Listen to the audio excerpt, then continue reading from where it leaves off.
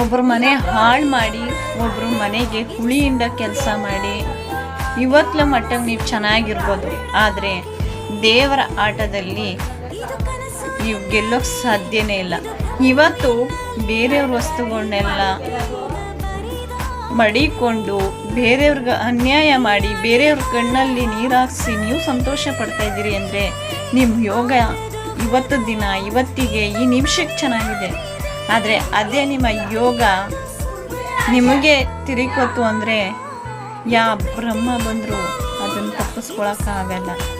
ಮೊದಲೇ ಹೇಳಿದ್ದಾರೆ, ದೇವರ ಆಟದಲ್ಲಿ ತಪ್ಪಿಸ್ಕೋಬೋದು, ಕರ್ಮ ಅನ್ನೋ ಆಟದಲ್ಲಿ ತಪ್ಪಿಸ್ಕೊಳ್ಳೋಕ್ಕೆ ಸಾಧ್ಯನೇ ಇಲ್ಲ. ಅದಕ್ಕೋಸ್ಕರ ನಾನು ಮುಂದೆ ಹೇಳೋಕ್ಕೆ ಇಷ್ಟಪಡ್ತೀನಿ, ಯಾರೋ ಒಬ್ಬರು ಬದುಕ್ತವ್ರೆ ಅಂದರೆ ಅವ್ರನ್ನ ಬದುಕಕ್ಕೆ ಬಿಟ್ಬಿಡಿ.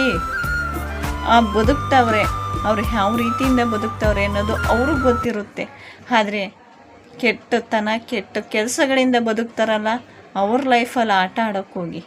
ಆದರೆ ಸ್ವದ ರೀತಿ ಕಷ್ಟಪಟ್ಟು ಮಕ್ಕಳು ನೋಡಿಕೊಂಡು ಏನೋ ಒಂದು ಬೇರೆಯವ್ರ ಹತ್ರ ಕೆಲಸ ಮಾಡಿ ಬೇರೆಯವ್ರ ಜೊತೆ ಏನೋ ಒಂದು ಕಷ್ಟದಿಂದ ಸಹಾಯ ಮಾಡಿರ್ತಾರೆ, ಬೇರೆಯವರಿಂದ ಏನೋ ಕಷ್ಟದಿಂದ ಸಂಪಾದನೆ ಮಾಡಿರ್ತಾರೆ. ಇವತ್ತು ಯಾರೋ ಸಂಪಾದನೆ ಮಾಡಿರೋದ ನೀವು ಕದ್ದಿ ನೀವು ಮಡಿಕೊಂಡಿದ್ರೂ ಅದು ನಿಮಗೆ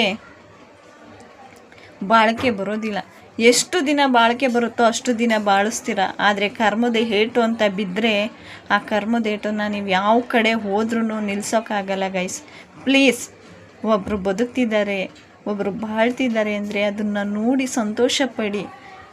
ಅದನ್ನು ನೋಡಿ ಹೊಟ್ಟೆ ಕಿಚ್ಚುಪಟ್ಟು ಅವ್ರ ಮನೆ ಹಾಳು ಮಾಡಬೇಕು, ಅವ್ರ ಮನೆಗೆ ಹುಳಿ ಹಿಂಡಬೇಕು ಅನ್ನೋ ಕೆಲಸ ಬಿಟ್ಟು ಅವ್ರು ಬದುಕ್ತಿದ್ದಾರಲ್ಲ ಸಾಕು.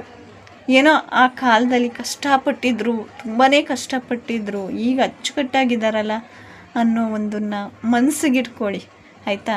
ಪಾಪ ಯಾರೋ ಒಬ್ಬರು ಬದುಕ್ತಿದ್ದಾರೆ, ಅಯ್ಯೋ ಅವ್ರು ಬದುಕ್ತಿದ್ದಾರಲ್ಲ ಅನ್ನೋ ಒಂದು ಹೊಟ್ಟೆ ಕಿಚ್ಚು ಬೇಡ ಪ್ಲೀಸ್. ನಾನು ಒಂದೇ ಹೇಳ್ತೀನಿ, ಆ ತಾಯಿ ಜೀವ ಅದೆಷ್ಟು ಕಷ್ಟಪಟ್ಟು ಮೇಲೆ ಬಂದಿರುತ್ತೋ, ಆದರೆ ಒಂದು ನಿಮಿಷದಲ್ಲಿ ಒಂದು ಗಂಟೆಯಲ್ಲಿ ನೀವು ಅದನ್ನು ಹಾಳು ಮಾಡೋಕ್ಕೆ ಹೋಗಬೇಡಿ ಪ್ಲೀಸ್. ತಾಯಿ ಇಲ್ಲದೆ ತವರಿಲ್ಲ, ತಂದೆ ಇಲ್ಲದೆ ಜೀವನ ಇಲ್ಲ ಫ್ರೆಂಡ್ಸ್. ಪ್ಲೀಸ್ ಆದಷ್ಟು ತಂದೆ ತಾಯಿಗೆ ಗೌರವ ಕೊಡೋಣ. ಇವತ್ತು ನಮಗೋಸ್ಕರ ನಮ್ಮ ತಂದೆ ತಾಯಿದಿರು ಮಾಡಿದ್ದಾರೆ ಹೊರತು ನಾವು ನಮಗೋಸ್ಕರ ನಮ್ಮ ತಂದೆ ತಾಯಿಗೆ ನಾವು ಏನೂ ಮಾಡೋಕ್ಕಾಗಲ್ಲ. ಅವರು ಸಾಯೋ ತನಕ ನಮ್ಮ ತಂದೆ ತಾಯಿದಿರು ನಮಗೆ ಅಂತ ಮಾಡ್ತಾರೆ ಹೊರತು ನಾವು ನಮ್ಮ ತಂದೆ ತಾಯಿಗೆ ಏನೂ ಮಾಡೋಕ್ಕೆ ಸಾಧ್ಯ ಇಲ್ಲ. ಆದಷ್ಟು ತಂದೆ ತಾಯಿನ ಅಚ್ಚುಕಟ್ಟಾಗಿ ನೋಡ್ಕೊಳ್ಳಿ ಅಂತ ನಾನು ಹೇಳೋಕ್ಕೆ ಇಷ್ಟಪಡ್ತೀನಿ ಅಷ್ಟೇ.